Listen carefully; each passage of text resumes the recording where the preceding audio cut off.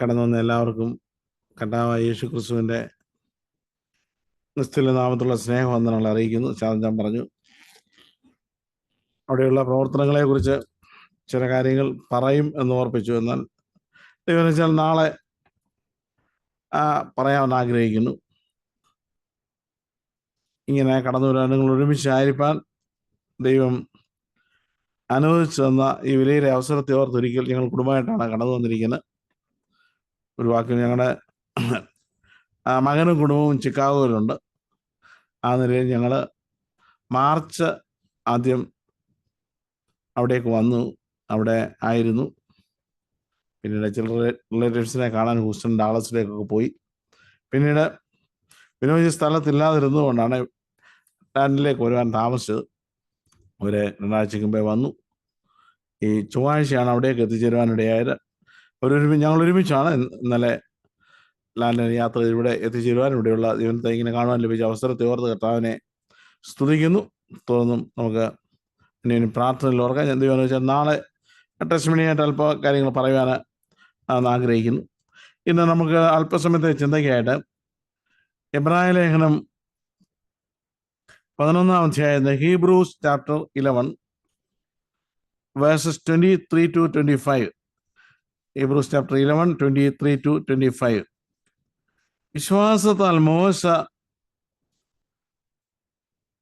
24. വിശ്വാസത്താൽ മോശ താൻ വളർന്നപ്പോൾ പാപത്തിന് തൽക്കാല ഭോഗത്തെക്കാളും ദൈവജനത്തോടെ കഷ്ടം അനുഭവിക്കുന്നത് തിരഞ്ഞെടുത്തു. പ്രതിഫലം നോക്കിയതിന് ഫറവോന്റെ പുത്രിയുടെ മകൻ എന്ന് വിളിക്കപ്പെടുന്നത് നിരസിക്കുകയും മിസ്രൈമിലെ നിക്ഷേപങ്ങളെക്കാൾ ക്രിസ്തുവിൻ്റെ നിന്ന വലിയ ധനമെന്ന് എണ്ണുകയും ചെയ്തു. ഇന്ന് ദൈവവിളിയെക്കുറിച്ച്, ദൈവവിളി നമുക്കത് എങ്ങനെ മനസ്സിലാക്കാം? ദൈവവിളിയുടെ മുൻപിൽ നമ്മളുടെ സമർപ്പണം അത് ഏത് നിലയിലാണ്, അതിനെ ഏത് നിലയിൽ നമ്മൾ പ്രതികരിക്കുന്നവരാണ് എന്നുള്ള ആ വിഷയത്തെക്കുറിച്ച് ആണിന്ന് അല്പമായിട്ട് ദൈവകൃപയിൽ ആശ്രയിച്ചുകൊണ്ട് ചിന്തിക്കുവാനായിട്ട് ആഗ്രഹിക്കുന്നത്. ഇവിടെ നമ്മൾ ഈ വായിച്ച ഈ വാക്യങ്ങളിൽ വിശ്വാസവീരന്മാരുടെ ആ പട്ടിക എഴുതിയപ്പോൾ അവരുടെ ആ വിശ്വാസവീരന്മാരുടെ അവരുടെ വിശ്വാസത്തിൻ്റെതായിരിക്കുന്ന കാര്യങ്ങൾ എബ്രായ ലേഖനകർത്താവ് എഴുതിയപ്പോൾ മോശ അതിനകത്ത് 3-4 വാക്യങ്ങൾ, 3-4 വാക്യങ്ങളുണ്ട്. ഞാൻ ഇവിടെ വായിച്ച് സ്പെസിഫൈ ആയിരിക്കുന്ന ചില വാക്യങ്ങളാണ്. വിശ്വാസത്താൽ മോശ താൻ വളർന്നപ്പോൾ പാപത്തിന് തൽക്കാല ഭോഗത്തെക്കാളും ദൈവജനത്തോടെ കഷ്ടം അനുഭവിക്കാൻ തിരഞ്ഞെടുത്തു. അടുത്ത് കാണുന്നത് പ്രതിഫലം നോക്കി ഫറവോന്റെ പുത്രിയുടെ മകൻ എന്ന് വിളിക്കപ്പെടുന്ന നിരസിക്കുകയും മിസ്രൈമിലെ നിക്ഷേപത്തെക്കാൾ ക്രിസ്തുവിൻ്റെ നിന്ന വലിയ ധനമെന്നെണ്ണുകയും ചെയ്തു. ഇങ്ങനെ ഈ നിലയിൽ ഒരു വ്യക്തിയെക്കുറിച്ച് എഴുതണമെന്നുണ്ടെങ്കിൽ അതിന് പിന്നിൽ അനേക കാര്യങ്ങൾ കൊണ്ട്. യാദൃച്ഛികമായിട്ട് ഇങ്ങനൊരു വ്യക്തിയെക്കുറിച്ച് എഴുതത്തില്ല. നമുക്കറിയാം, മോശയുടെ ജനന സമയം എന്ന് പറയുന്നത് ഇസ്രായേൽ മക്കളുടെ ഏറ്റവും വലിയ ഒരു പ്രതിസന്ധിയുടെ കാലഘട്ടമായിരുന്നു. അവരേറ്റവും വലിയ പ്രയാസത്തിലൂടെ കടന്നുപോയ ഒരു കാലഘട്ടമായിരുന്നു. നമ്മളത് പുറപ്പാട് പുസ്തകം അതിൻ്റെ ആദ്യ ഭാഗങ്ങളിൽ കാണുവാൻ കഴിയും. ഇന്നത്തെ തുടർന്നുള്ള ചിന്തയ്ക്കായിട്ട് നമ്മൾ ഒരു പോർഷനൂടെ നമ്മുടെ മനസ്സിൽ വെക്കുവാനായിട്ട് ആഗ്രഹിക്കുന്നു. Exodus chapter 3 versus 1 to 10. Exodus chapter 3 versus 1 to 10 അത് പിന്നീട് വായിച്ചോളാം. ഈ ഭാഗത്തു നിന്നാണ് തുടർന്നുള്ള ചിന്തയുടെ മെഡിറ്റേഷൻ്റെ നെക്സ്റ്റ് പോർഷൻ നിൽക്കുവാനായിട്ട് ആഗ്രഹിക്കുന്നത്. നമ്മൾ മോശയുടെ ജനനത്തെക്കുറിച്ചും ആ കാലഘട്ടത്തെക്കുറിച്ചൊക്കെ ചിന്തിക്കുമ്പോൾ ഏറ്റവും വൈഷമ്യമേറിയ ഒരു കാലഘട്ടമായിരുന്നു ഇസ്രായേൽ ജനത്തിൻ്റെ. ഇവിടെ ഉൽപ്പത്തി പുസ്തകം ആരംഭിക്കുന്നത് ഉൽപ്പത്തിയിൽ ആരംഭിച്ച് യോസേഫിൻ്റെ അസ്ഥികൾ ഒരു പെട്ടിയിൽ വെച്ച് അവിടെ വെച്ചു എന്ന് പറഞ്ഞുകൊണ്ടാണ് അവസാനിക്കുന്നത്. നമ്മൾ ഇത്ര അവസാനിക്കുമ്പോൾ നമ്മളിതിൻ്റെ പശ്ചാത്തലവും ചരിത്രമൊക്കെ നമ്മൾ നോക്കിയാൽ ഉൽപ്പത്തി പുസ്തകത്തിൻ്റെ ഈ 50 അധ്യായത്തിൻ്റെ ചരിത്രം 2500 വർഷത്തെ ചരിത്രമാണ് ഈ 50 അധ്യായത്തിൽ ഉൾക്കൊള്ളുന്നത്. ഇതിനു മുമ്പേ ഏതെങ്കിലും ഒരു ചരിത്രം ഉണ്ടെങ്കിൽ, ഉൽപ്പത്തി പുസ്തകം എഴുതുന്നതിന് മുമ്പേ ഉള്ള ചരിത്രം ഉണ്ടെങ്കിൽ മിസ്രൈമ്യരുടെ ചരിത്രമേ ഉള്ളൂ, അവർക്കേ ഉള്ളൂ ആ ഒരു ചരിത്രം ഉണ്ടായിരുന്നത്. ഇത് നമുക്ക് എഴുതിയ കാലഘട്ടം അറിയാം. ഉൽപ്പത്തി പുസ്തകം എഴുതിയത് കർത്താവായ യേശു ക്രിസ്തുവിന് 1500 വർഷങ്ങൾക്ക് മുമ്പാണ്. എന്നാൽ ഇന്നത്തേക്ക് 3500 വർഷം മുമ്പാണ്. മിസ്രൈമ്യരുടെ ചരിത്രം ഏതാണ്ട് 5000 വർഷം പഴക്കമുള്ള ചരിത്രം അവർക്ക് മാത്രമേ ഉള്ളൂ. അങ്ങനെ ഒരു രാജ്യത്താണ് ഈ മോശയുടെ ജനനം എന്ന് നമുക്കറിയാം. ഇതിന്റെ ആദ്യ ഭാഗങ്ങളിൽ നമ്മൾ നോക്കിയാൽ അനേക കാര്യങ്ങൾ രേഖപ്പെടുത്തിയിട്ടുണ്ട്. ഞാനതൊന്നും വിശദീകരിക്കാൻ ആഗ്രഹിക്കുന്നില്ല. എന്നാൽ പുറപ്പാട് പുസ്തകത്തിന്റെ 1-ാം അധ്യായത്തിന് യോസേഫും സഹോദരന്മാരെല്ലാവരും ആ തലമുറയൊക്കെ മരിച്ചു. ഇസ്രായേൽ മക്കൾ സന്താന സമ്പന്നരായി അത്യന്തം വർദ്ധിച്ചു പെരുകി ബലപ്പെട്ടു. ദേശം അവരെ കൊണ്ട് നിറഞ്ഞു. 70 പേര്. ഇനി അടുത്ത് നോക്കിയാൽ യോസേഫും തൻ്റെ കുടുംബം 74 പേര്, 70 യാക്കോബും കുടുംബം 70 പേര് അവിടെ ചെന്നു. 74 പേര് ആരംഭിച്ച ആ ഇസ്രായേൽ ജനം, അബ്രഹാമിന്റെ സന്ത ഇസ്ഹാക്ക് യാക്കോബ് വന്ന് ആ നിലയിൽ അവര് ഇവിടെ പറയുകയാണ്, അനേക വർഷങ്ങൾ ഇവിടെ മറച്ചു വെച്ചിട്ടാണ്, അനേക വർഷത്തെ ചരിത്രങ്ങളൊന്നും രേഖപ്പെടുത്താതെ അതെല്ലാം ഹൈഡ് ചെയ്ത് വെച്ചിട്ടാണ് പെട്ടെന്ന് ഇങ്ങോട്ട് വന്നപ്പോഴത്തേക്ക് അവരെ വർദ്ധിച്ചു പെരുകി അവരെ പീഡിപ്പിക്കുന്നതാണ് 1-ാം അധ്യായത്തിൽ തുടർന്ന് കാണുന്നവരെ കൊണ്ട് വലിയ സംഭാര നഗരങ്ങളൊക്കെ പണിയിക്കുന്നു. അവരുടെ ജീവിതം തന്നെ അവർക്ക് കയ്പായി എന്ന് കാണുന്നു. അതുമൂലം അവരുടെ ആൺകുഞ്ഞുങ്ങളെ കൊല്ലുവാൻ 1-ാം അധ്യായത്തിലേക്ക് നോക്കുമ്പോൾ ആൺകുഞ്ഞുങ്ങളെ കൊല്ലുവാനായിട്ട് രാജാവ് ഓർഡർ കൊടുക്കുകയും സൂതി കർമ്മിണികൾ അത് അനുസരിക്കാതിരിക്കുകയും ചെയ്തു. നമ്മളതിൽ 1:20 വരുമ്പോൾ, അതുകൊണ്ട് ചാപ്റ്റർ 1 വേഴ്സ് 20 and 21 കാണുന്നത്, അതുകൊണ്ട് ദൈവം സൂതി കർമ്മിണികൾക്ക് നന്മ ചെയ്തു, ജനം വർദ്ധിച്ച് ഏറ്റവും ബലപ്പെട്ടു. സൂതി കർമ്മിണികൾ ദൈവത്തെ ഭയപ്പെടുക കൊണ്ട് അവൻ അവർക്ക് കുടുംബവർദ്ധനം നൽകി. നമ്മൾ ദൈവത്തെ ഭയപ്പെടുകയും ദൈവത്തെ അനുസരിക്കുകയും ചെയ്യുമ്പോൾ നമുക്ക് ഓട്ടോമാറ്റിക്കായിട്ട് ഈ സൂതി കർമ്മിണികള് അവർ വിശ്വാസികളൊന്നുമല്ല, അവര് ഒരുപക്ഷെ ആയിരിക്കാം, അവർ ദൈവത്തെ ഭയപ്പെട്ടു എന്ന് ഒരു പദപ്രയോഗം അവിടെ ചെയ്തിട്ടുണ്ട്. അതുകൊണ്ട് ദൈവം അവരുടെ കുടുംബത്തിന് വർധന നൽകി. നമ്മൾ ദൈവത്തെ ഭയപ്പെടുകയും ദൈവത്തിന്റെ കൽപ്പനകൾ അനുസരിക്കുകയും ചെയ്യുക എന്നുള്ളത് ഈ കാര്യത്തിൽ നമുക്ക് വളരെ അത് ദൈവം ആഗ്രഹിക്കുന്നതാണ്. ആ നിലയിൽ വരുമ്പോൾ അതിൻ്റെ അനുഗ്രഹങ്ങൾ നമുക്ക് ലഭിക്കുമെന്ന് കാണുവാനായിട്ട് കഴിയുന്നു. പിന്നീട് മോശയുടെ ജനനത്തെക്കുറിച്ച് കാണുമ്പോൾ വളരെ ക്രിട്ടിക്കലായിട്ടുള്ള ഒരു അവസരത്തിലാണ് മോശയുടെ ജനനം നടന്നത്. അവനെ ആ വീട്ടിൽ തന്നെ 3 മാസം കഴിഞ്ഞിട്ട് വീട്ടിൽ വെക്കുവാൻ ബുദ്ധിമുട്ടായി കഴിഞ്ഞപ്പോൾ ആണ് ഈ നൈൽ നദിയുടെ തീരത്ത് കൊണ്ട് വെച്ചത്. ഫറവോന്റെ മകള് അവിടെ വന്നപ്പോൾ അവനെ കാണുകയും അത് എടുത്തുകൊണ്ട് വരികയും മോശയുടെ വീട്ടിൽ തന്നെ അവനെ വളർത്തുന്ന ഒരു നിലയിലേക്ക് കാര്യങ്ങളൊക്കെ ദൈവം കൊണ്ടെത്തിച്ചു എന്ന് നമുക്ക് കാണുവാനായിട്ട് കഴിയുന്നു.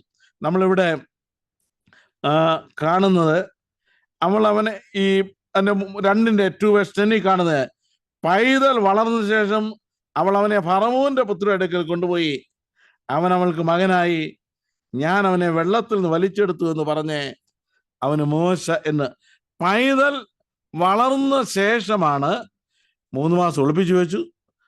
അത് കഴിഞ്ഞ് പിന്നെയും മോശയുടെ വീട്ടിൽ തന്നെയാണ് മോശയെ വളർത്തുന്നത്. വളർന്ന ശേഷം എന്നേ പറഞ്ഞിട്ടുള്ളൂ, ഏജ് ഒന്നും അവിടെ പറഞ്ഞിട്ടില്ല. പിന്നീടാണ് ഫറവോന്റെ കൊട്ടാരത്തിലേക്ക് ചെല്ലുകയും അവിടെ ഏതാണ്ട് ഒരു 40 വർഷത്തോളം മോശ അവിടെ വളരുകയാണ്. മിസ്രൈമിലെ സകല, ഞാൻ പറഞ്ഞു, മിസ്രൈമാണ് അന്നത്തെ പരിഷ്കാരത്തിന്റെ കളിത്തൊട്ടിൽ എന്നാണ് മിസ്രൈമിനെ അറിയപ്പെടുന്നത്. മിസ്രൈമിലെ നമ്മുടെ ഈജിപ്തിലെ മ്യൂസിയം ഒക്കെ ചെന്ന് നോക്കിയാൽ അവരുടെ കലകളെക്കുറിച്ചും അവർക്കുണ്ടായിരുന്ന പണ്ടുണ്ടായിരുന്ന സിദ്ധികളെക്കുറിച്ചൊക്കെ നമുക്ക് കാണുവാൻ കഴിയും. അങ്ങനെ ഒരു രാജ്യത്ത് വളർന്ന മോശ അവിടുത്തെ സകല ജ്ഞാനവും അഭ്യസിച്ച ശേഷം ആ 40 വർഷത്തിൻ്റെയും അവിടെ ചെന്നതിൻ്റെ ഒത്തിരി ഡീറ്റെയിൽസ് ഒന്നും പറയുന്നില്ല, വളരെ ചുരുങ്ങിയ കാര്യങ്ങളെ പറയുന്നുള്ളൂ. ഒരു ദിവസം മോശ പുറത്തേക്ക് ഇറങ്ങുകയാണ്. പുറത്തേക്ക് ഇറങ്ങുന്ന തൻ്റെ ജനത്തിൻ്റെ കഷ്ടതയൊന്ന് കാണുന്നതിന് വേണ്ടി. താൻ ആരാണെന്ന് മോശയ്ക്ക് അറിയാം. താന് ഇവിടെ വന്നത് എങ്ങനെയാണെന്നറിയാം. തൻ്റെ ജനം പുറത്തുണ്ടെന്നുള്ള കാര്യം അറിയാം. അവരെ ഒന്ന് കാണുന്നതിന് വേണ്ടി ഇറങ്ങിയപ്പോഴാണ് ഒരു മിസ്രൈമിനും ഇസ്രായേലും തമ്മിൽ ഷണ്ടയിടുന്ന് കണ്ട് മിസ്രൈമിനെ അടിച്ചു കൊന്ന് അവനെ മറവ് ചെയ്തു. നെക്സ്റ്റ് ഡേയിൽ നമുക്ക് ഈ ചരിത്രമെല്ലാം അറിയാവുന്നതുകൊണ്ട് ഞാൻ വിശദീകരിക്കുന്നില്ല. എന്നാൽ ഈ പറയുന്ന പോയിന്റുകളിലേക്ക് വരുവാൻ വേണ്ടി മാത്രം ഞാൻ പറയുകയാണ്. അടുത്ത ദിവസം 2 എബ്രായർ തമ്മിൽ വഴക്കുണ്ടാക്കുന്ന കണ്ടപ്പോൾ നിങ്ങൾ സഹോദരന്മാരല്ലയോ എന്ന് ചോദിച്ചപ്പോൾ അവരോട് അവർ മോശയോട് ചോദിച്ചത്, നിന്നെ ഞങ്ങൾക്ക് ന്യായകർത്താവും അധികാരിയും ആക്കിയതാരെ എന്ന് ചോദിച്ചു. നമ്മൾ ചില വർഷങ്ങൾ കഴിയുമ്പോൾ 40 വർഷം കഴിഞ്ഞപ്പോൾ നമ്മൾ ആ കാര്യം ദൈവം പ്രവൃത്തിപഥത്തിലാക്കുന്നത് സ്തേഫാനോസിന്റെ ചരിത്രപ്രസിദ്ധമായ പ്രസംഗം നമ്മൾ അപ്പോസ്തല പ്രവൃത്തിയുടെ പുസ്തകം 7-ാം അധ്യായത്തിൽ നമ്മൾ കാണുമ്പോൾ സ്തേഫാനോസ് പറയാണ് 7:35 ഈ ചോദ്യം അവർ ചോദിച്ചത് ദൈവം യാഥാർത്ഥ്യമാക്കി തീർക്കുകയാണ്. നിന്നെ അധികാരി ന്യായകർത്താവ് ആക്കിയതാർ എന്നിങ്ങനെ അവർ തള്ളിപ്പറഞ്ഞ് മോശയെ ദൈവം മുൾപ്പടർപ്പിൽ പ്രത്യക്ഷനായി ദൂതൻ മുഖാന്തരം അധികാരിയും വീണ്ടെടുപ്പുകാരനുമായിട്ട് അയച്ചു. ദൈവത്തിന്റെ കാര്യപരിപാടികൾ എത്രയോ വലുതാണ്. ഒരിക്കൽ ഇവർ രണ്ടുപേര് എബ്രായരി ആരോ ഒരാൾ ചോദിച്ചു. എന്നാൽ 40 വർഷം കഴിഞ്ഞപ്പോൾ ദൈവം അധികാരി ന്യായകർത്താവുമാക്കിയാണ് അവരുടെ മധ്യത്തിലേക്ക് അയക്കുന്നത്. പിന്നീട് നമ്മൾ ഈ ചോദ്യം ചോദിച്ചപ്പോൾ ഇത് പ്രസിദ്ധമായല്ലോ എന്ന് അറിഞ്ഞ് മോശ അവിടെ വിട്ട് ഓടിപ്പോവുകയാണ്. നമ്മൾ അവൻ്റെ താഴെ വായിക്കണേ. ഇത് കേട്ടപ്പോൾ ഫറവോൻ മോശയെ കൊല്ലുവാൻ അന്വേഷിച്ചു എന്നാ പറഞ്ഞിരിക്കുന്നത്. ഫറവോന്റെ പുത്രിയുടെ മകനാണ്, മാത്രമല്ല അവിടെ വളർന്ന ആളാണ്.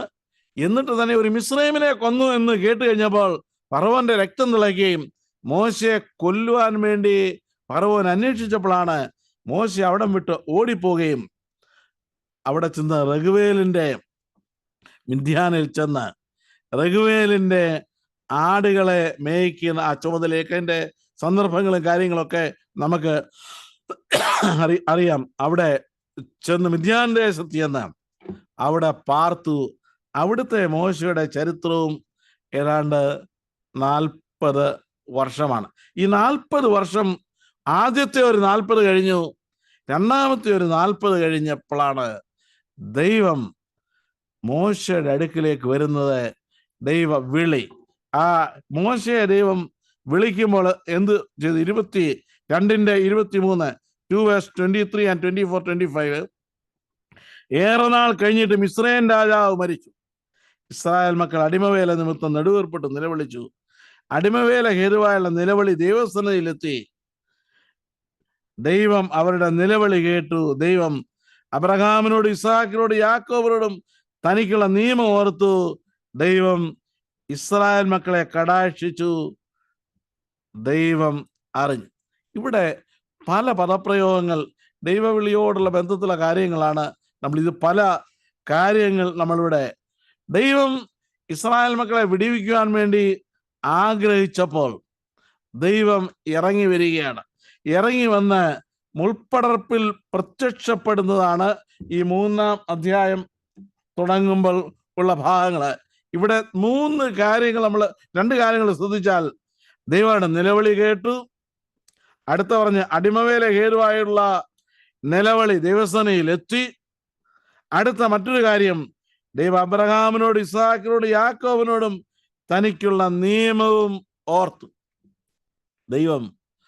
ദൈവത്തിന്റെ വാഗ്ദത്തങ്ങളിൽ എന്തെങ്കിലും നമുക്ക് തന്നിട്ടുണ്ടെങ്കിൽ, ദൈവമക്കൾക്ക് നൽകിത്തരാമെന്ന് പറഞ്ഞിട്ട് എന്തെങ്കിലും ഉണ്ടെങ്കിൽ ആ കാര്യത്തെ ദൈവം മറക്കത്തില്ല.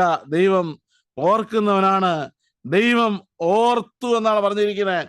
ഓർത്തു മാത്രമല്ല, ഇസ്രായേൽ മക്കളുടെ നിലവിളി എവിടെ എത്തി? ദൈവസന്നിധിയിൽ എത്തി. മാത്രമല്ല, അടുത്ത പറഞ്ഞിരിക്കുന്നത് ദൈവം അറിഞ്ഞു എന്നാണ് പറഞ്ഞിരിക്കുന്നത്. ഇതാണ് ഇതിന്റെ ബാക്ക്ഗ്രൗണ്ടിലേക്ക് നമ്മൾ ഇന്ന് ചിന്തിക്കുന്നതിന്റെ ബാക്ക്ഗ്രൗണ്ട് ഇതാണ്. ഇനി 3-ാം അധ്യായത്തിലേക്ക് വരുമ്പോൾ മോശ ജിത്രോവിന്റെ ആടുകളെ മേയിച്ചുകൊണ്ടിരിക്കുമ്പോഴാണ് അഗ്നിജാലയിൽ വരെ എത്തി. അഗ്നിജാലയിലാണ് ദൈവം പ്രത്യക്ഷപ്പെട്ടത്. മോശ ഇതെല്ലാം കണ്ട് ഭയപ്പെടുകയാണ്. മുൾപ്പടർപ്പ് കത്തുന്നു. അത് എരിഞ്ഞു പോകുന്നില്ല.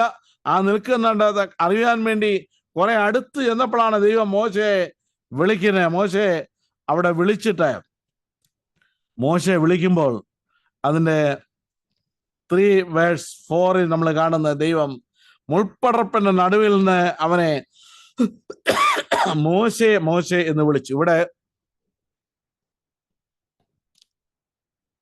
ദൈവത്തിന്റെ വിളി നമ്മൾ പ്രത്യേകം ശ്രദ്ധിച്ചാൽ, ദൈവം ഒരു ഇമ്പോർട്ടന്റ് കാര്യത്തിന് ഒരാളെ വിളിക്കുമ്പോൾ ആ വിളി 2 പ്രാവശ്യം ഉണ്ടെന്ന് കാണുവാൻ കഴിയുന്നു.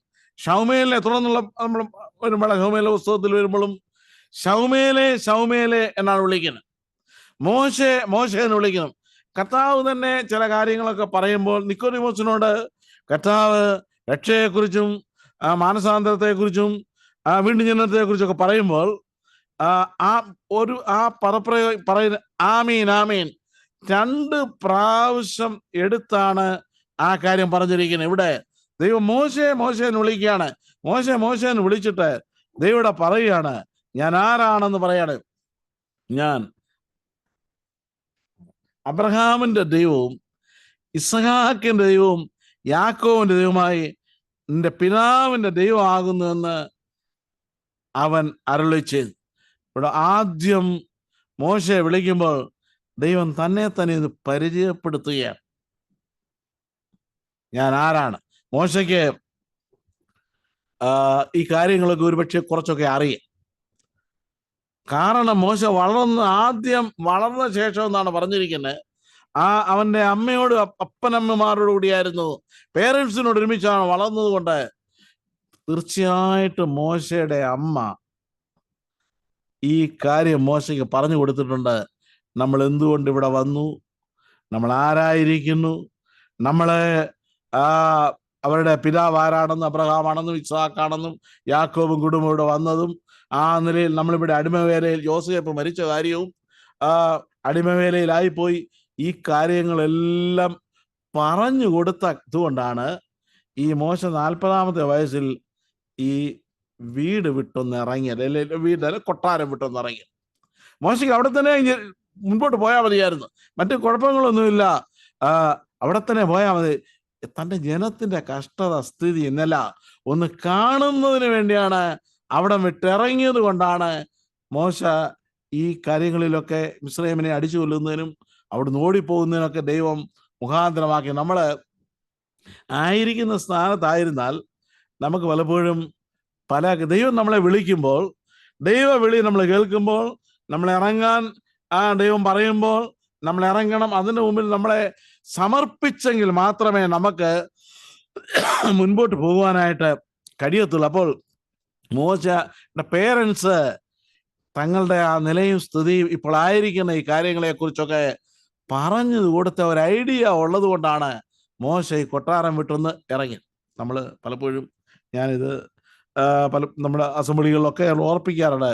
നമ്മൾ വീട്ടിൽ ഈ കുഞ്ഞുങ്ങളെ അവരുടെ ചെറു പ്രായത്തിൽ അവർക്ക് പറഞ്ഞു കൊടുക്കേണ്ട ആത്മീയ സത്യങ്ങൾ നമ്മൾ പറഞ്ഞു കൊടുത്താൽ അവരത് പിൽക്കാലത്ത് അവരുടെ ജീവിതത്തിന്റെ പ്രവൃത്തി പദത്തിൽ ആയിത്തീരും. നമ്മൾ ചെറുപ്രായത്തിൽ അവരെ അഭ്യസിപ്പിക്കേണ്ടെന്ന് പറയുന്ന, ഇന്ന് പല പിള്ളേർക്കും കരയുമ്പോഴോ മറ്റു കാര്യങ്ങളൊക്കെ ചെയ്യുമ്പോൾ അല്ലെ മൊബൈൽ അങ്ങോട്ട് എടുത്തു കൊടുക്കുക, അല്ലെ കാർട്ടൂൺ ഇട്ട് കൊടുക്കും, ഇങ്ങനെ അനേക കാര്യങ്ങൾ നമ്മൾ കാണുന്നതാണ്.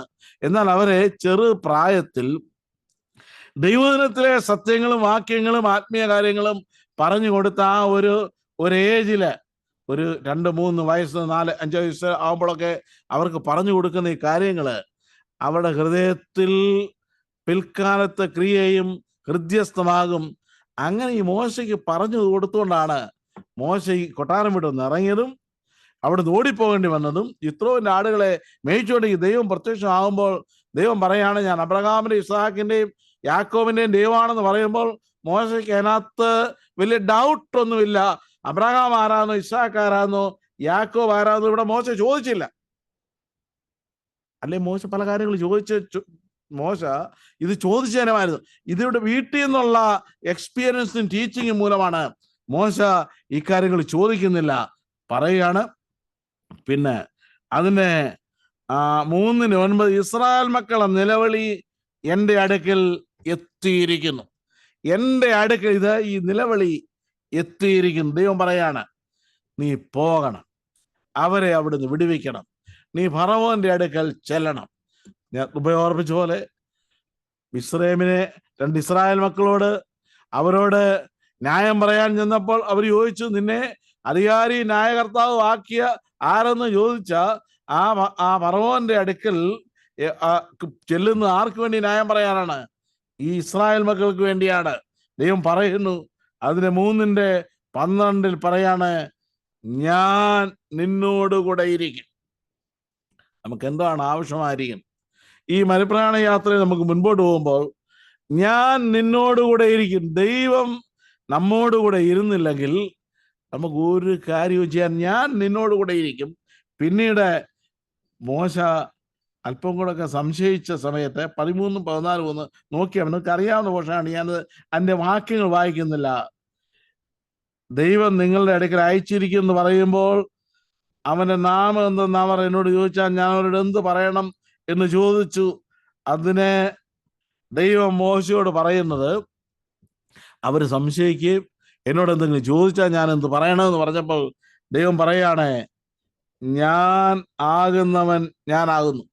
നമ്മൾ ദൈവവചനം ഒന്ന് തിരിഞ്ഞു നോക്കി, ഇത്രയും ശക്തമായ ഒരു ശബ്ദം, ദൈവത്തിൽ നിന്ന് വന്നിരിക്കുന്ന ഇത്രയും ശക്തമായ ഒരു ശബ്ദം, ഞാനാകുന്നവൻ ഞാനാകുന്നു. ദൈവം പറയാണ്. ഈ വാക്ക് പറഞ്ഞാണ് ദൈവം ധൈര്യപ്പെടുന്നത്.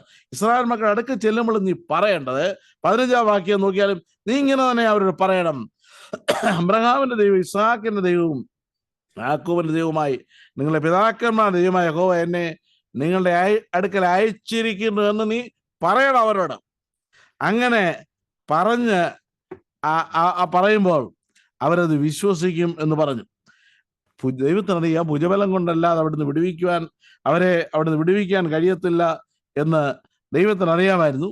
ആ കാര്യങ്ങളൊക്കെ മോശയെ പറഞ്ഞ് ധൈര്യപ്പെടുത്തുകയും ബലപ്പെടുത്തുകയും ചെയ്തിട്ട് നിങ്ങൾ എന്തൊക്കെ ചെയ്യണമെന്നുള്ള കാര്യങ്ങളൊക്കെ പറഞ്ഞ് മോശെ അവിടുന്ന് വിടുകയാണ്.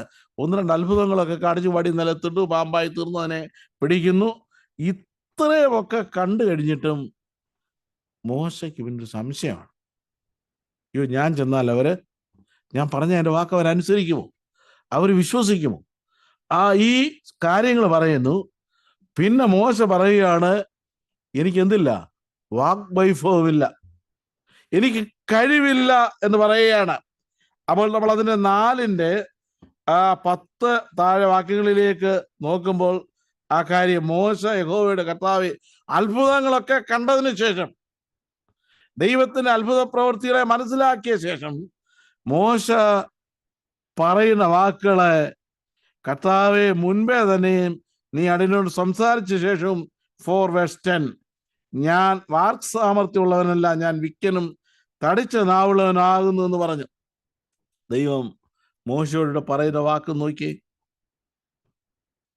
മനുഷ്യന് വാ കൊടുത്തതാർ അല്ല, ഊമനെയും ചെകിടനെയും കാഴ്ചയുള്ളവനെയും കുരുടനെയും ഉണ്ടാക്കിയവനാർ. നമ്മൾ ഈ വാക്യം വായിച്ചു നോക്കിയാൽ സകലത്തിൻ്റെയും സൃഷ്ടാവായിരിക്കുന്ന ദൈവമാണ് ഈ ലോകത്തിൽ കാഴ്ചയില്ലാത്തവനെയും കാഴ്ചയുള്ളവനെയും വിക്കനെയും ചെകിടനെയും എല്ലാം ദൈവത്തിൻ്റെ അറിവിലും കാര്യപരിപാടിയിലുമാണ് ഓരോരുത്തരും ഈ ഭൂമിയിലായിരിക്കുന്നതെന്ന് നമുക്ക് ഈ വാക്യത്തിൽ മനസ്സിലാക്കാൻ കഴിയും. ദൈവം ചോദിക്കുകയാണ്, ഇവരെയൊക്കെ ഉണ്ടാക്കിയത് ആരാണ്? അതുകൊണ്ട് ഈ മോശ ഇങ്ങനെ പിന്നെയും ഡൗട്ട് പറഞ്ഞത് കൊണ്ടാണ് തൻ്റെ സഹോദരനായിരിക്കുന്ന അഹരോനെ കൂടെ മോശയ്ക്ക് സഹായിയായി കൊടുക്കുന്നതും, അവൻ നിന്റെ വായോടും അവൻ്റെ വായോടും കൂടെ ഇരിക്കും, ഞാൻ നിന്റെ വായോടും അവൻ്റെ വായോടും കൂടെ ഇരിക്കും എന്ന് പറഞ്ഞുകൊണ്ട് മോശെ ഈ പ്രവൃത്തിക്ക് വേണ്ടി അയക്കുന്നതും അവരെ അവിടുന്ന് വിടുവിക്കുവാൻ വേണ്ടി ദൈവം ഒരുങ്ങുന്നതും ആ നിലയിലാണ്. നമ്മൾ ഈ ദൈവവിളിയെക്കുറിച്ചാണ്, ദൈവവിളി ആണ്. ഇപ്പോൾ ഇവിടെ മോശയ്ക്ക് ഒരു വിളി ഉണ്ടായിരിക്കുകയാണ്. ആ വിളിയുടെ മുൻപിൽ മോശയുടെ ആ സമർപ്പണം മൂലം ദൈവം ഏതെല്ലാം നിലയിൽ പിന്നീട് പ്രവർത്തിച്ചു എന്നുള്ള കാര്യം നമുക്ക് കാണുവാനായിട്ട് കഴിയുന്നു. നമുക്ക് ദൈവവിളി ഉണ്ടാകും. നമ്മൾ വിവിധങ്ങളായ നിലയിൽ കർത്താവിന് വേണ്ടി പ്രയോജനപ്പെടുന്നവരാണ്. സഭയിൽ നമുക്ക് ഓരോ സ്ഥാനങ്ങളിലായിരിക്കുമ്പോൾ, ഇവിടെ ആയിരിക്കുമ്പോൾ ഒരുപാട് കർത്തൃവേലകളൊന്നും ചെയ്യാൻ സാധിക്കത്തില്ല. സാധിക്കുന്ന സാഹചര്യങ്ങളുണ്ട്. മൂപ്പന്മാരായിട്ടും ഡീക്കൻസായിട്ടും സൺഡേ സ്കൂൾ ടീച്ചേഴ്സായിട്ടും മറ്റ് അനേക നിലകളിൽ വിവിധങ്ങളായ നിലയിൽ പ്രയോജനപ്പെടുന്നവരാണ് നമ്മൾ ഓരോരുത്തരും. എന്നാൽ നമ്മളെ ആക്കിയിരിക്കുന്ന സ്ഥാനങ്ങളിൽ നമുക്ക് ഏത് നിലയിലൊക്കെ പ്രയോജനപ്പെടുവാൻ കഴിയും എന്നുള്ളത് ദൈവവചനത്തിൻ്റെ അടിസ്ഥാനത്തിലും ദൈവവചനത്തിൽ പറഞ്ഞിരിക്കുന്ന സത്യങ്ങളുടെ അടിസ്ഥാനത്തിലും നമ്മൾ മനസ്സിലാക്കുകയും ആ നിലയിൽ നമ്മൾ ഒരു സ്റ്റെപ്പ് എടുത്തു വെച്ച് മുൻപോട്ട് ഇറങ്ങേണ്ടതാണ്. ഒരു സ്റ്റെപ്പ് മുന്നോട്ട് എടുത്തു വെച്ചില്ലെങ്കിൽ നമുക്ക് ഒന്നും, നമ്മളായിരിക്കുന്ന സ്ഥാനത്ത് തന്നെ എനിക്ക് ദൈവവിളിയുണ്ട് അല്ലെങ്കിൽ ദൈവനോട് സംസാരിച്ചു എന്ന് പറഞ്ഞ് അവിടെ തന്നെ നമ്മൾ ഇരുന്നാൽ ദൈവത്തിന് നമ്മുടെ ജീവിതത്തിൽ പ്രവർത്തിക്കാൻ കഴിയത്തില്ല. ഈ മോശ നമ്മൾ കാണുന്നു, തൻ്റെ അപ്പനമ്മമാര് പേരൻസ് പറഞ്ഞു കൊടുത്ത അവരുടെ ആ നിലയും സ്ഥിതിയും എന്തുകൊണ്ട് വന്ന കാര്യങ്ങളൊക്കെ രേഖപ്പെടുത്തിയിട്ടില്ല, തീർച്ചയായിട്ടും പറഞ്ഞു കൊടുത്തിട്ടുണ്ട്. അതുകൊണ്ടാണ് ദൈവം അബ്രഹാമിനെയും ഇസ്ഹാക്കിൻ്റെയും യാക്കോബിൻ്റെയും ദൈവമാണെന്ന് പറഞ്ഞപ്പോൾ മോശയ്ക്ക് ഒരു ഡൗട്ട് ഇല്ലാത്ത, മറ്റു പല കാര്യങ്ങളിൽ ഇവിടെ ഡൗട്ട് വന്നപ്പോൾ ഡൗട്ട് ഇല്ലാത്തത് കൊണ്ടാണ്. അവിടെ മോശ അത് കേട്ടിട്ട് ഇറങ്ങുമ്പോൾ ഒരു സ്റ്റെപ്പ്, ഇത് കാര്യങ്ങളൊക്കെ കേട്ടുകൊണ്ടാണ് 40-ാമത്തെ വയസ്സിൽ കൊട്ടാരം വിട്ട് പുറത്തോട്ടൊരു സ്റ്റെപ്പ് വെച്ചത്. കൊട്ടാരം വിട്ട് പുറത്തോട്ടൊരു സ്റ്റെപ്പ് വെച്ചത് കൊണ്ടാണ് അടുത്ത ഒന്ന് രണ്ട് സംഭവങ്ങളിലേക്ക് വന്നു. അതുമൂലമാണ് മോശ അവിടുന്ന് ഓടിപ്പോകുവാനിടയെ. ഓടി ചെന്നിടത്ത് 40 വർഷം, ഈ മിസ്രൈമിലെ 40 വർഷത്തെ പഠിത്തം കൊണ്ടോ അവിടുത്തെ വിദ്യാഭ്യാസം കൊണ്ടോ മോശയ്ക്ക് ഈ ജനത്തെ നയിക്കാൻ കഴിയത്തില്ലായിരുന്നു. ആ ജിത്രോവിൻ്റെ ആടുകളെ മേയ്ക്കുന്ന ആ 40 വർഷത്തെ ദൈവത്തിൻ്റെ പാഠശാലയിലെ ആ അഭ്യാസമാണ്, ആ പഠനമാണ് മോശയ്ക്ക് മുൻപോട്ട് ഇസ്രായേൽ മക്കളെ നയിക്കുന്നതിന് ദൈവം പ്രാപ്തനാക്കിയെടുത്ത്. അപ്പോൾ ഈ മോശ ഈ ആടുകളെയൊക്കെ മേയിച്ചുകൊണ്ട് ഇരുന്ന സമയത്ത് ഞാൻ കണക്കൂട്ടുന്നത് ഇങ്ങനെയാണ്. അനേക കാര്യങ്ങൾ മോശ ചിന്തിച്ചിട്ടുണ്ട്. പുറമോട്ട് തിരിഞ്ഞ് ചിന്തിച്ചത് തൻ്റെ പേരൻസിനോടായിരുന്ന കാര്യം ചിന്തിച്ചിട്ടുണ്ട്, കൊട്ടാരത്തിലായിരുന്ന കാര്യം ചിന്തിച്ചിട്ടുണ്ട്. കൊട്ടാരത്തിലായിരുന്നപ്പോൾ തന്നെ പിന്നീട് ദൈവത്തിൻ്റെ അനേക കാര്യപരിപാടികളെ കുറിച്ച് മോശയുടെ മനസ്സിലൊക്കെ വന്നിട്ടുണ്ട്. തൻ്റെ ജനത്തിൻ്റെ സ്ഥിതിയെക്കുറിച്ച് വന്നിട്ടുണ്ട്. ഇത് പറയുമ്പോൾ മോശയ്ക്ക് പലപ്പോഴും പ്രാപ്തിയില്ല, കഴിവില്ല എന്നൊക്കെ പറഞ്ഞത് അതൊരു വശമാണ്. എന്നാൽ മോശ ദൈവത്തിൻ്റെ വാക്കുകളുടെ മുമ്പിൽ പൂർണ്ണമായിട്ട് സമർപ്പിച്ചു കഴിഞ്ഞപ്പോൾ മോശ എന്ന് പറയുന്ന വ്യക്തിയെ ദൈവം എത്രമാത്രം ഉപയോഗിച്ചു എന്നുള്ളത് നമുക്ക് ദൈവവചനത്തിൻ്റെ സത്യത്തിലൂടെ നമുക്ക് മനസ്സിലാക്കുവാനായിട്ട് കഴിയും. നമ്മൾ ദൈവവചനത്തിൻ്റെ മുൻപിൽ, ദൈവത്തിൻ്റെ ആ ശബ്ദത്തിൻ്റെ മുൻപിൽ നമ്മളെ തന്നെ സമർപ്പിക്കുമ്പോൾ ദൈവത്തിന് നമ്മളെ അനേക നിലകളിൽ ഉപയോഗിക്കുവാൻ കഴിയും. ചില പ്രിയപ്പെട്ടവർ വിചാരിക്കും ഞങ്ങൾ കിച്ചണിൽ വർക്ക് ചെയ്യുന്നവരാണ്, മറ്റ് അധികം കാര്യങ്ങളൊന്നും എനിക്ക് ചെയ്യാനില്ല. നമുക്ക് അനേക കാര്യങ്ങൾ ചെയ്യുവാൻ കഴിയും. എനിക്ക് ഈ നാളെ ടെസ്റ്റ് മണി പറയാമെന്ന് പറഞ്ഞെങ്കിൽ ഒരു വാക്ക് പറയാണ്.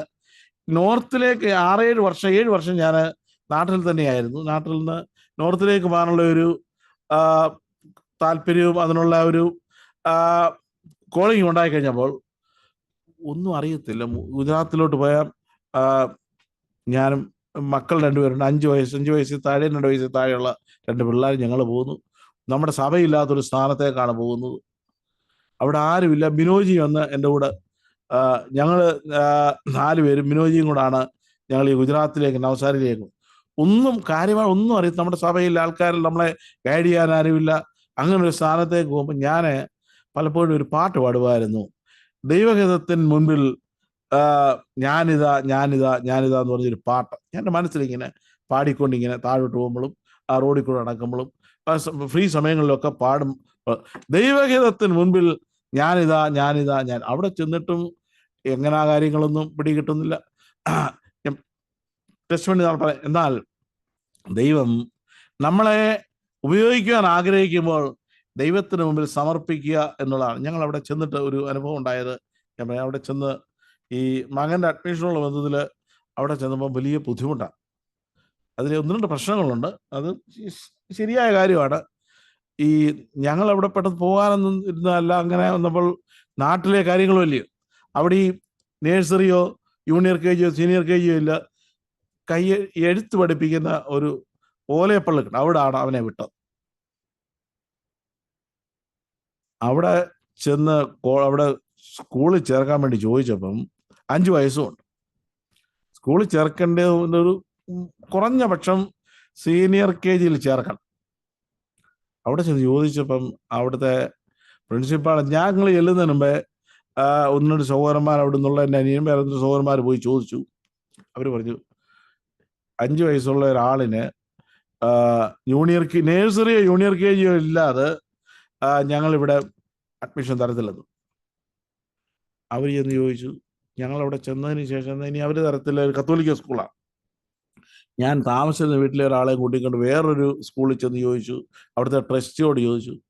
അദ്ദേഹവും അവരും പറഞ്ഞു തരത്തില്ലെന്ന്. ഞങ്ങൾ വേറൊരു സ്ഥാനത്ത് ചെല്ലുകയും ചെയ്തു. ഞങ്ങൾ വളരെ പ്രാർത്ഥിച്ചുകൊണ്ട് ഞാൻ പറഞ്ഞു, ശേലോട് ഞാൻ പറഞ്ഞു, പാർട്ടിയിൽ ഞാൻ ഡയറക്റ്റ് ഞാൻ ചെന്ന സ്കൂളിൽ ചെന്ന് ചോദിക്കാമെന്ന്. അതിൻ്റെ പ്രിൻസിപ്പാൾ ഒരു മലയാളിയാണ്. അവരോട് ഞാൻ ചെന്ന് ചോദിക്കാമെന്ന്. ചെന്നിട്ട് ഒരാഴ്ച കഴിഞ്ഞ് ഞാൻ ഡയറക്റ്റ് എന്ന് പറഞ്ഞു, ഞാൻ ഇതുപോലെ ഒരു മിഷണറി ആയിട്ട് ഇവിടെ വന്നിരിക്കുന്ന ആളാണ്, ഇപ്പം മകൻ്റെ ഒരു അഡ്മിഷൻ ആവശ്യമായിട്ടുണ്ട് എന്ന് പറഞ്ഞു. ഈ ആൾക്ക് നേരത്തെ 1-2 പ്രാവശ്യം ചോദിച്ചിട്ട് തരത്തിലെന്ന് പറഞ്ഞാൽ ഈ സിസ്റ്റർ ഞാൻ ചെന്ന് ഡയറക്റ്റ് ചെയ്ത് ചോദിച്ചു കഴിഞ്ഞപ്പോൾ അവർ രണ്ടും ഒരു മടിയും പറഞ്ഞില്ല. ജൂനിയർ സീനിയർ ഒന്നും ഇല്ലെന്നറിയാം അവർക്ക്. അവരൊരു കാര്യം പറഞ്ഞുള്ളൂ, നിങ്ങളുടെ നാട്ടിൽ നിന്നൊരു ചർച്ചിൽ നിന്നൊരു ബാപ്റ്റിസം സർട്ടിഫിക്കറ്റ് കൊണ്ടുവരണം.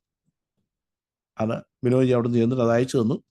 അത് പിന്നീടാണ് കൊടുത്ത് അവർ അഡ്മിഷൻ തന്നത്. അപ്പം നമ്മളെ ദൈവത്തെ ഒരു സ്ഥലത്തേക്ക് അയക്കുമ്പോൾ നമുക്ക് ആവശ്യമായിരിക്കുന്ന എന്തൊക്കെയുണ്ടോ അതെല്ലാം ദൈവം ക്രമീകരിക്കും.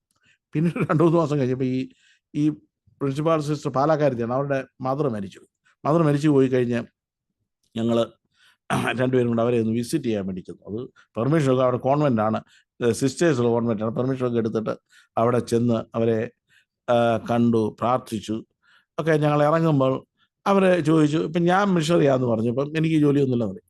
അപ്പം ഷേർലി വല്ല ജോലി ചെയ്യുന്നോന്ന് ചോദിച്ചു. ഇല്ലെന്ന് പറഞ്ഞു. പിന്നെ അവരടുത്ത് ചോദിച്ചു, ഞങ്ങൾ സ്റ്റെപ്പ് ഇറങ്ങി ചോദിക്കും, പിന്നെ നിങ്ങളുടെ കാര്യങ്ങളൊക്കെ എങ്ങനെയാണ് നടക്കുന്നത്? ഞാൻ അവരോട് ചോദിച്ചൊരു ചോദ്യം, ഒരു മറുചോദ്യം ചോദിച്ചു. സിസ്റ്ററെ, ഗവൺമെൻറ്റിനെ സേവിക്കുന്ന ഒരാളിന് ഗവൺമെൻറ് സാലറി കൊടുക്കും, TA കൊടുക്കും, മറ്റാനുകൂല്യങ്ങൾ കൊടുക്കും. ഞങ്ങൾ ആകാശത്തെ ഭൂമിയെ ഉണ്ടാക്കിയ കർത്താവിൻ്റെ വേലക്കാരാണ്. അപ്പം ഞങ്ങളുടെ എല്ലാ കാര്യങ്ങളും ആ ദൈവം നടത്തി തരും. പിന്നീട് അവർ അടുത്തൊരു വാക്കുപോലും ചോദിച്ചില്ല. അവർക്കത് മനസ്സിലായോ ഇല്ലയോ എന്നറിയത്തില്ല. നമ്മളെ വിശ്വാസത്തോടുകൂടി നമ്മളൊരു സ്റ്റെപ്പ് വെക്കുമ്പോൾ നമ്മൾക്ക് നമ്മൾ അടുത്ത കാര്യങ്ങളിൽ ദൈവം പ്രവർത്തിക്കും. നമ്മളല്ലാതെ ഒരു കാര്യം വന്നിട്ട് ഒരു സ്റ്റെപ്പ് വെക്കാതിരുന്നിട്ട് ദൈവം പ്രവർത്തിച്ചില്ല. നമ്മൾ ഓരോ സ്റ്റെപ്പ് വെക്കുമ്പോഴാണ് മാത്രമേ നമുക്ക് അടുത്ത സ്റ്റെപ്പ് കിട്ടത്തുള്ളൂ. ഇവിടെ മോശ ഇറങ്ങിയത് കൊണ്ടാണ് അടുത്ത കാര്യങ്ങളിലേക്ക് വന്നതും. 40 വർഷം ദൈവത്തിൻ്റെ പാഠശാലയിൽ പഠിപ്പിച്ചിട്ട് ദൈവത്തിന് വേലയ്ക്ക് വേണ്ടി അയച്ച് ഈ മോശയുടെ ചരിത്രം നിങ്ങൾ നോക്കിയേ. ആദ്യത്തെ 40, രണ്ടാമത്തെ 40 നമ്മൾ ഒരു ഡിസ്കഷൻ സ്റ്റഡി, വലിയ ഡീപ്പായിട്ടൊന്നുമല്ല ഞാൻ ഇന്ന് എടുക്കുന്നത്. നമ്മുടെ ചിന്തിക്കാനുള്ള ചില വിഷയങ്ങൾ മാത്രമാണ് ഞാൻ എടുത്തത്. ആ 40 വർഷത്തെ 80 വർഷത്തെ മോശയുടെ ചരിത്രം നോക്കിയാൽ എത്ര പേജിലുണ്ട്? പുറപ്പാട് പുസ്തകം വായിച്ചു എത്ര പേജിലുണ്ട്? എന്നാൽ അത് കഴിഞ്ഞുള്ള ദൈവത്തിൻ്റെ വിളി കേട്ട് ഇറങ്ങിക്കഴിഞ്ഞ് മുൻപോട്ടുള്ള അടുത്ത 40 വർഷത്തെ മോശയുടെ ചരിത്രം എത്ര പേജുകളിലാണ് നിൽക്കുന്നത്. ദൈവം ഈ എല്ലാ കൽപ്പനകളോട് വ്യവസ്ഥ കൊടുക്കുന്നു. ഈ കാര്യങ്ങളൊക്കെ വരുമ്പോൾ പുറപ്പാട് പുസ്തകം 20 നമുക്കറിയാം. ഈ 10 കൽപ്പനയിൽ നിന്ന് പുറപ്പാട് പുസ്തകത്തെ ബേസ് ചെയ്താണ് അമേരിക്കയുടെ ഭരണഘടന ഉണ്ട്. അതിനെ ബേസ് ചെയ്താണ് ഈ അംബേദ്കർ ഇന്ത്യയുടെ ഭരണഘടന എഴുതി ഉണ്ടാക്കിയത്, സുപ്രീം കോർട്ടിലെ ലോ എഴുതി ഉണ്ടാക്കിയത്. പുറപ്പാട് പുസ്തകത്തിനെ ബേസ് ചെയ്താണ് അമേരിക്കയുടെ ഇംഗ്ലണ്ടിൻ്റെയും ഭരണഘടനയിൽ എഴുതിയിരിക്കുന്നത് വായിച്ചു നോക്കിയിട്ട് അത് നോക്കിയാണ് ഇന്ത്യൻ ഭരണഘടന അംബേദ്കർ എഴുതി ഉണ്ടാക്കിയത്. ബൈബിളിനെ ബേസ് ചെയ്താണ്. ഇവിടുത്തെ എല്ലാ കാര്യങ്ങളുമാണ് സുപ്രീം കോടതി പറയുന്ന നിയമങ്ങൾ പോലും അതിനെക്കുറിച്ച് ബൈബിളിലെ വാക്യം എന്നൊരു പറയത്തില്ലെന്നേ ഉള്ളൂ. ഞാൻ പറഞ്ഞത് ഇതെല്ലാം എഴുതുവാൻ നിയോഗിച്ച വ്യക്തി മോശയായിരുന്നു. ഞാൻ ഇനി ഇതിന് ഇച്ചിരി തുടർന്നുള്ള കാര്യങ്ങളിലേക്ക് വരികയാണ്. ആവർത്തന പുസ്തകം 34-ാം അധ്യായത്തിലേക്ക് വരാം. അവിടെ 34-ന്റെ ഇംഗ്ലീഷിലൂടെ പറയണമെന്ന് പറഞ്ഞു. ഞാൻ ഇത് എല്ലാം കൂടെ പെട്ടെന്ന് അങ്ങോട്ട് എടുക്കാനെന്ന് പറഞ്ഞാൽ ഇത് പോർഷൻ വലുതുമാണ്. Deuteronomy chapter 34 some verses reading from here. അതിന് ആദ്യം 34-ാമത്തെ വാക്യത്തിൽ പറയുന്നത്, അന്ന് മോശ മോവാബ് സമഭൂമിയിൽ എരിഹോവിനെതിരെയുള്ള നെബോ പർവ്വതത്തിൽ പിസ്ഗ മുകളിൽ കയറി. മോശയെ ദൈവം ഇതെല്ലാം കാണിക്കുകയാണ്. അതിന്റെ 4-ാം വാക്യത്തിന്റെ അവസാനം, നിന്റെ കണ്ണിന് കാണിച്ചു നീ അവിടേക്ക് കടക്കയില്ല എന്ന് പറഞ്ഞു. ഇനി നോക്കിയേ, എവിടെയൊക്കെയാ കാണിച്ചത്? ഈന്റെ നഗരമായ എരിഹോവ്, താഴ്വീര് മുതൽ സോവാർ വരെയുള്ള സമൂഹയും കാണിച്ചു. ഞാൻ അബ്രഹാമിനോടും ഇസ്ഹാക്കിനോടും പറഞ്ഞ ദേശം ഇതാണെന്നെല്ലാം പറഞ്ഞു. അത് കഴിഞ്ഞ് മോശ മരിച്ചു, അവനെ അടക്കിയെന്ന് കാണുന്നു. 120 വയസ്സായപ്പോഴും അവന്റെ ദേഹബലം എന്ത് ചെയ്തില്ല? ക്ഷയിച്ചില്ലെന്ന് പറയുന്നു.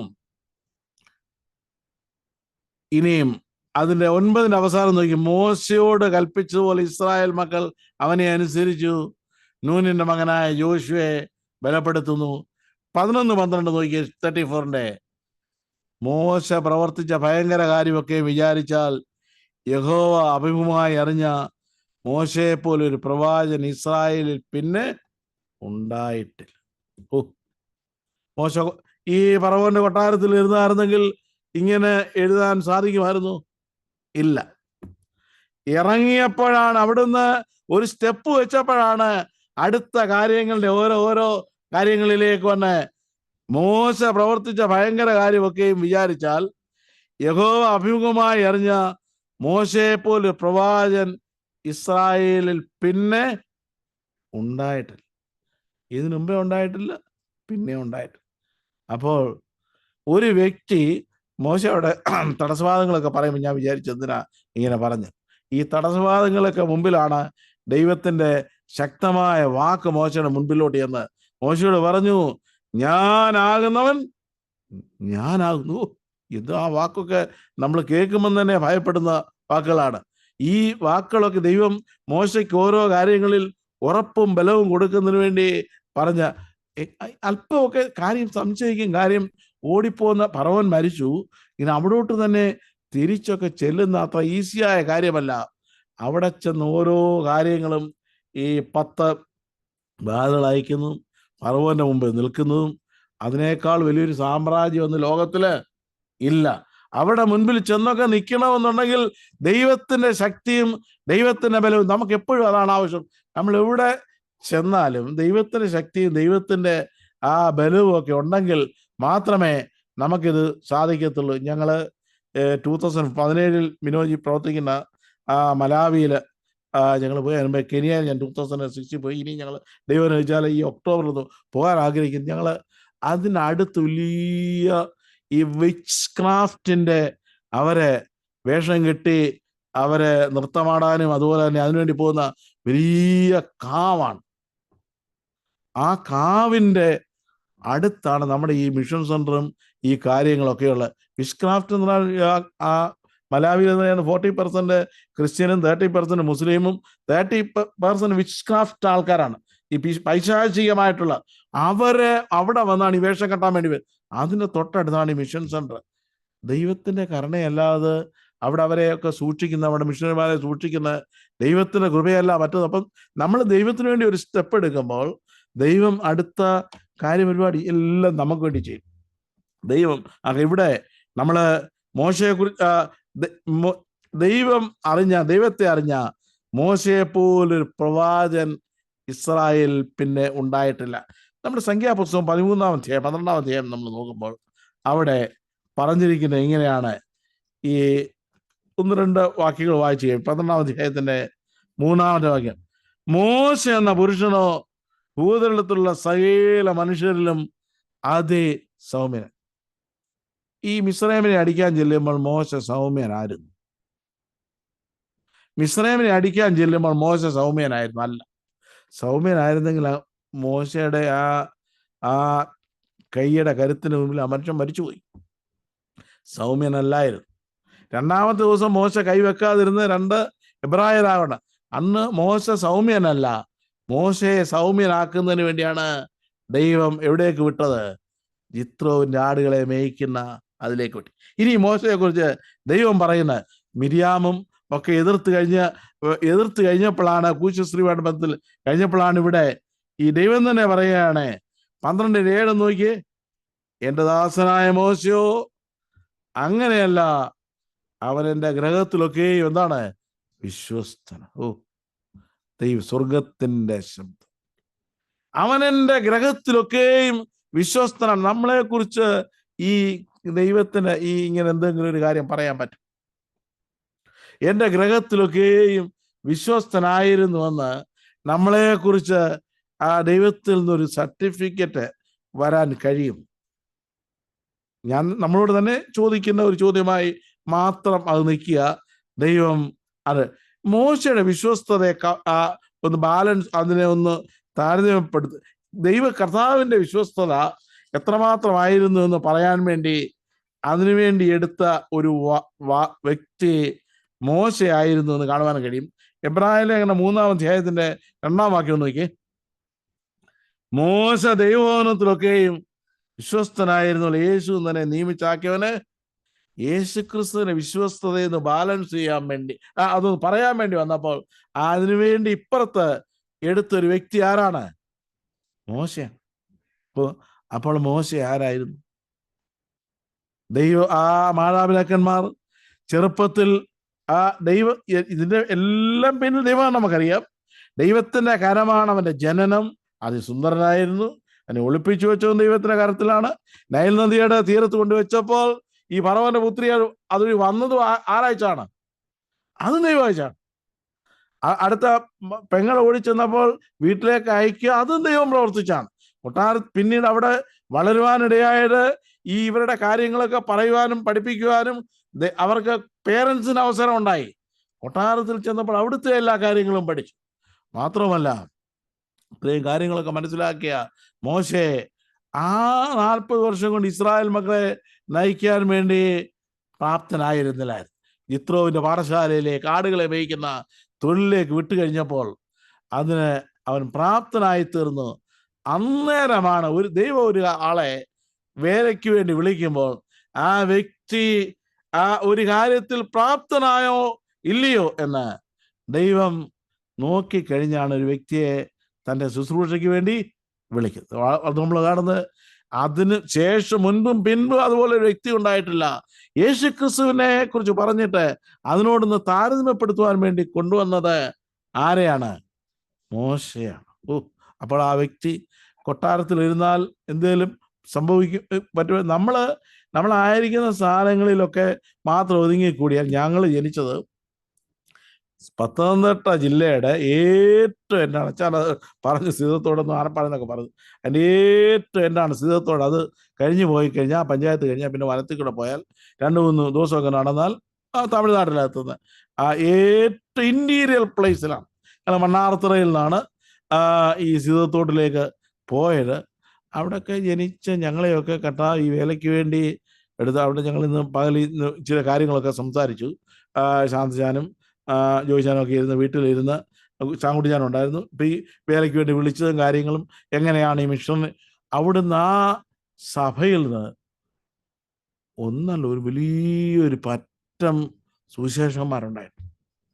അവിടെ ഒരു സൈമൻ സാറിൻ്റെ പ്രസംഗം കേട്ട് മൈലപ്രാവശ്യം സൈമൻ സാറിൻ്റെ പ്രസംഗം കേട്ടിട്ട് തിരിച്ച് കോന്നിയിലേക്ക് നടന്നു പോകുമ്പോൾ വേലയ്ക്ക് വേണ്ടി രക്ഷിക്കപ്പെട്ട് പോയ ഒരു കുഞ്ഞച്ചൻ ഉപദേശിക്കുന്ന പിന്നീട് മൂഴിക്കൽ അദ്ദേഹം തൻ്റെ മുറുക്കാനും ബീഡിയെല്ലാം കോന്നിയിലെ കുമ്പഴ കയറുന്ന ആറ്റിലേക്ക് എടുത്തു കളഞ്ഞിട്ട് ദൈവത്തിന് വേണ്ടി സമർപ്പിച്ച ഒരു വ്യക്തി അവിടെ വന്ന് ആ മലമ്പ്രദേശത്ത് വന്ന് പ്രവർത്തിച്ചത് മൂലമാണ് അവിടെ സഭയുണ്ടായതും ഈ നിലയിലൊക്കെ കാര്യങ്ങളുണ്ട്. അപ്പം ഓരോരുത്തർ അവരുടെ ഓരോ സ്റ്റെപ്പ് എടുക്കുമ്പോൾ ദൈവം അതിന് പിന്നിൽ എത്രയോ പേരെ അവിടുന്ന് പോയിട്ടുള്ള ഒരു മുഖേന എത്രയോ പേര് വേലയിലേക്കും വിശ്വാസത്തിലേക്കും വന്നു.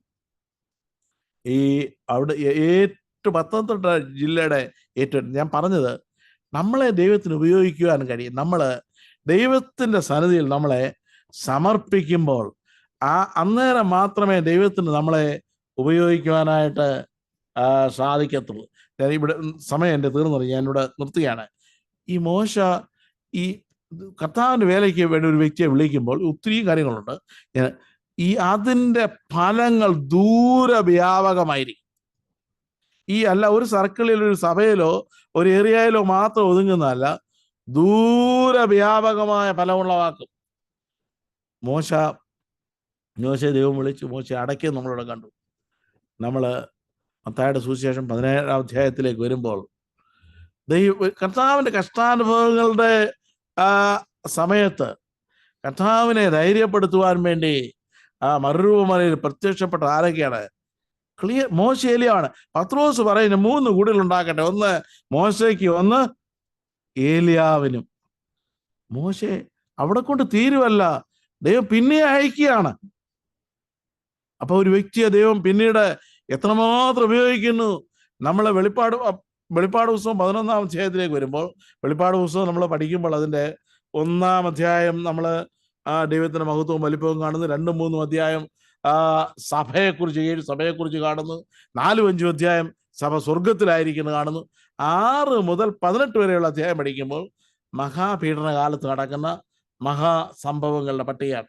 19 മുതൽ 22 വരെയുള്ള സഹസ്രാബ്ദവും നിത്യതയും കർത്താവിൻ്റെ മഹത്വ പ്രത്യക്ഷയും സഹസ്രാബ്ദവും നിത്യമാണ് 18 മുതൽ 22 വരെ. അപ്പോൾ 11-ാം അധ്യായത്തിൽ വരുമ്പോൾ ഒരു സംഭവം കാണുന്നു. അത് മഹാപീഡന കാലമാണ്. 6 മുതൽ 18 വരെ മഹാപീഡനമാണെന്ന് പറഞ്ഞു. ദൈവം പറഞ്ഞു, ഞാൻ 2 സാക്ഷികൾക്ക് വരുന്നു. ഇങ്ങനെ പിന്നെ 2 കോൽ എൻ്റെ കൈക്കിട്ട് കൽപ്പന ലഭിച്ച് നീ ദൈവത്തിൻ്റെ ആലയത്തേക്ക് അളക്കാന്നൊക്കെ പറഞ്ഞിട്ട് അവിടെ താഴോട്ട് വരും പറയാണ്, അത് ഞാൻ 2 സാക്ഷികൾക്ക് വരം നൽകും. അവർ 8 എടുത്തുകൊണ്ട് 1260 ദിവസം പ്രവചിക്കുമെന്ന് പറഞ്ഞിട്ട് അവർ ഭൂമിയുടെ കർത്താവിൻ്റെ സന്നിധിയിൽ നിൽക്കുന്ന 2 ഒലിവ് വൃക്ഷവും 2 നിലവിളക്കുമാണ്. ഞാൻ പൂർണ്ണമായിട്ട് വിശ്വസിക്കുന്നത് ഈ മറുരൂപമലയിൽ മോശയെ ദൈവം അയച്ചെങ്കിൽ ഈ 2 ആരും ആണെന്നെങ്കിൽ നമുക്ക് പ്രശ്നമൊന്നുമില്ല. ഈ 2 സാക്ഷികളിൽ ഒരാൾ മോശയാണെന്ന് ഞാൻ വിശ്വസിക്കുന്നുണ്ട്. ഏലിയാവോ അല്ലെങ്കിൽ ഹാനോക്ക് പണ്ഡിതന്മാർ പറയുന്നു ഹാനോക്ക് മരിക്കാൻ എടുക്കപ്പെട്ടു, ഹാനോക്കും ഇവിടെ വന്ന് മരിക്കണം. ഈ 2 പേരും മരിക്കുമെന്ന് കാണുന്നു. ഏലിയാവും ഹാനോക്കുമാണെന്ന് പറയുന്നു. ഇനി മോശയും ഹാനോക്ക് എങ്ങനെയാണെങ്കിലും മിസ്രൈമിലെ ബാധയ്ക്ക് സമമായിട്ടുള്ള 4 ബാധകൾ അവിടെ നടക്കും. 11-ാം അധ്യായം വായിച്ചാൽ മിസ്രൈമിലെ ബാധയ്ക്ക് സമമായിട്ടുള്ള 4 ബാധകൾ നടക്കുന്നുണ്ട്. അത് മോശയാണ് ഞാൻ വിശ്വസിക്കുന്നു. അത് തെറ്റാകാം, ശരിയാകാം, അത് ഒന്നും വിഷയമല്ല. എങ്കിലും ഞാൻ പറഞ്ഞത്, പിന്നീട് മോശയെ ദൈവം മറുരൂപമലയിൽ അയച്ചു. പിന്നെയും ദൈവത്തിന് അനേക പരിപാടികളുണ്ട്. ഇനി നിത്യതയിൽ വെച്ച് നമുക്ക് കാണാം. സാധു സുന്ദർ സിംഗ് മാനാമൺ കൺവെൻഷന് വന്ന് പ്രസംഗിക്കാമെന്ന് പത്തനംതിട്ടയാണ്. ഞങ്ങളുടെ അസംബ്ലിയിൽ നിന്നുള്ള കനോപ്പലം മത്തായി സാർ മാറ്റിപ്പോളിൻ്റെ ഗ്രാൻഡ് ഫാദർ പോയി ആ പ്രസംഗം കേട്ടാണ്. അദ്ദേഹം പറഞ്ഞു ഇങ്ങനെയാണ്, അദ്ദേഹം പറഞ്ഞത്, ഞാൻ സ്വർഗത്തിൽ ചെല്ലുമ്പോൾ ആദാം മുതൽ ഇങ്ങോട്ടുള്ള എല്ലാ ഉണ്ട്, പഴയ നിയമ വിശുദ്ധന്മാരെല്ലാവരും ഉണ്ട്, മോശയുണ്ട്, ഏലിയാവുണ്ട്. അതിലെടുത്ത് അദ്ദേഹം പറഞ്ഞു. ഇത് പറഞ്ഞിട്ട് ഈ പേപ്പറിൽ അദ്ദേഹം പറഞ്ഞ ഒരു വാക്ക് ഇങ്ങനെയാണ്, ഇവരെല്ലാവരോടുണ്ടെങ്കിലും ഞാൻ അവിടെ ചെല്ലുമ്പോൾ കണ്ണ് പറിക്കാൻ 1000 വർഷം കർത്താവിൻ്റെ മുഖത്ത് മാത്രം നോക്കി. ഒരു ഭക്തനായിരിക്കുന്ന മനുഷ്യൻ നമ്മുടെ കേരളത്തിൽ വന്ന് പ്രസംഗിച്ച് പറഞ്ഞാണ്, അദ്ദേഹത്തിൻ്റെ ആഗ്രഹം പറഞ്ഞാണ്, 1000 വർഷം ഞാൻ കർത്താവിൻ്റെ മുഖത്ത് മാത്രം നോക്കി. കാരണം അവനാണ് എന്നെ രക്ഷിച്ചത്. ഞങ്ങൾ ഇവിടെ വന്നപ്പോൾ ഈ ഗൂസിൽ നാസ കാണാൻ പോയി. ജെയിംസ് ഇർവിൻ്റെ കാര്യം അവിടെ പടവും ഇങ്ങനെയൊക്കെ നിൽക്കുന്നതൊക്കെ ഞങ്ങൾ കണ്ടു. ഞാൻ ആ കാര്യം എൻ്റെ 82 തോന്നുന്നു, 82 ജെയിംസ് ഇർവിൻ ഈ മാനാവണ്ണ അതുപോലെ വന്നു. എന്നിട്ട് ഒരു കല്ലെടുത്ത് അവിടെ പ്രസംഗത്തിൽ അത് കാണിച്ചിട്ട് പറഞ്ഞു, ഇത് ഞാൻ ചന്ദ്രനിൽ നിന്ന് കൊണ്ടുവന്ന കല്ലാണെന്ന് പറഞ്ഞു. അദ്ദേഹം പറഞ്ഞ വാക്ക്, ഞാൻ ചന്ദ്രനിൽ പോയി കല്ല് കൊണ്ടുവന്നു എന്നുള്ളതല്ല പ്രധാനപ്പെട്ട കാര്യം, ദൈവത്തിനായ യേശു ക്രിസ്തു സ്വർഗത്തിൽ നിന്ന് ഭൂമിയിലേക്ക് വന്നു എന്നുള്ളതാണ് ഏറ്റവും വലിയ കാര്യം. 82 നമ്മളെ ദൈവം, ഞാൻ ഇന്ന് പറഞ്ഞ വളരെ ഷോർട്ടായി നിർത്തുകയാണ്, നമ്മളെ ദൈവം വിളിക്കുമ്പോൾ നമ്മളെ സമർപ്പിക്കുക. നമ്മളെ സമർപ്പിച്ച് കഴിയുമ്പോൾ ദൈവത്തിന് നമ്മളെ ഉപയോഗിക്കുവാനായിട്ട് കഴിയും. നമ്മുടെ കോളിങ് നമ്മൾ മനസ്സിലാക്കുക. വിളി എന്താണ്, തെരഞ്ഞെടുപ്പ് എന്താണ്, നമ്മൾ എന്തിനു വേണ്ടി വിളിച്ചിരിക്കുന്നു. ഇല്ലാത്ത കൃപാവരത്തിന് വേണ്ടി നമ്മൾ ഓടി പുറപ്പെടാതെ ഉള്ള കൃപാവരം ജ്വലിപ്പിച്ച് നമ്മുടെ വിളിയെയും തിരഞ്ഞെടുപ്പിനെയും ഉറപ്പാക്കുവാൻ ദൈവം സഹായിക്കട്ടെ. ദൈവനാമം മഹിമപ്പെടുമാറാകട്ടെ.